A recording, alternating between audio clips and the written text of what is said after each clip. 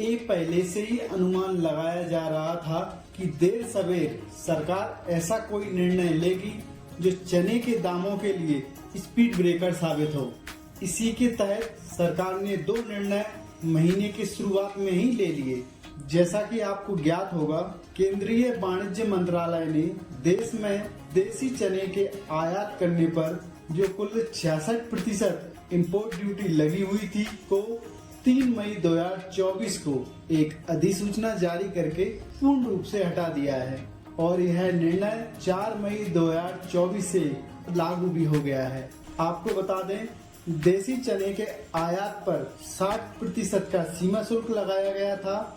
इसके अलावा इस पर 6% का कृषि ढांचा विकास शुल्क लगा हुआ था, जिससे शुल्क की कुल दर 66% हो गई थी।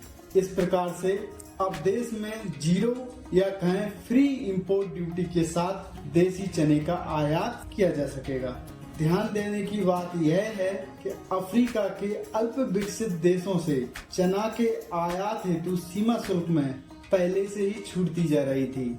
भारत सरकार के इस निर्णय से अब ऑस्ट्रेलिया जैसे देश को सबसे अधिक फायदा होगा, क्योंकि ऑस्ट्रेलिया दुनिया का सबसे बड़ा चना निर्यातक देश है। आपको बता दें, भारत सरकार ने देसी चने के आयात शुल्क में जो कटौती की है वह 31 मार्च 2025 तक के लिए यह फैसला लिया है। आपको बता दें, इसी दिन भारत सरकार ने एक दूसरा निर्णय भी लिया है, जिसके तहत देश में पीली मटर के आयात की समय सीमा को बढ़ा दिया है। अब भारत में पीली मटर के आयात शुल्क विंडो को 31 अक्टूबर 2024 तक के लिए बढ़ा दिया है। सरकार ने अप्रैल की शुरुआत में पीली मटर के शुल्क मुक्त आयात को 2 महीने बढ़ाकर 30 जून तक बढ़ाया था, जिसके बाद अब 31 अक्टूबर 2024 तक के लिए इसे बढ़ाया गया है। आपको बता दें, पीली मटर को भारत में चने के विकल्प के रूप में प्रयोग किया जाता है।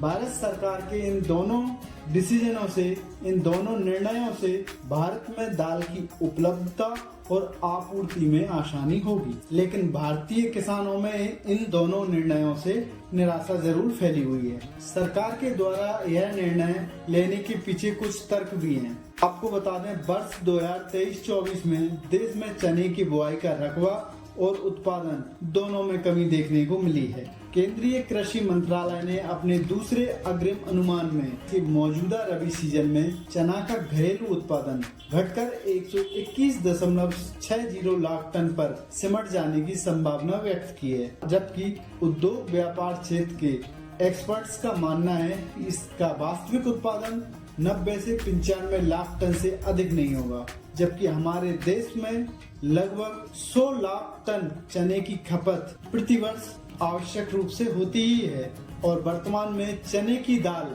भारत में प्रयोग होने वाली अन्य दालों में सबसे सस्ती दाल है। अब आगे हमको देखना होगा कि यह दोनों निर्णय भारतीय चना बाजार और अंतर्राष्ट्रीय चना बाजारों को किस हद तक प्रभावित करते हैं। हालांकि हमको यह नहीं भूलना चाहिए कि चुनावों का असर चने पर निश्चित रूप से पड़ा है। यदि वीडियो आपको पसंद आया हो तो वीडियो को लाइक करें, साथ ही चैनल को सब्सक्राइब करें।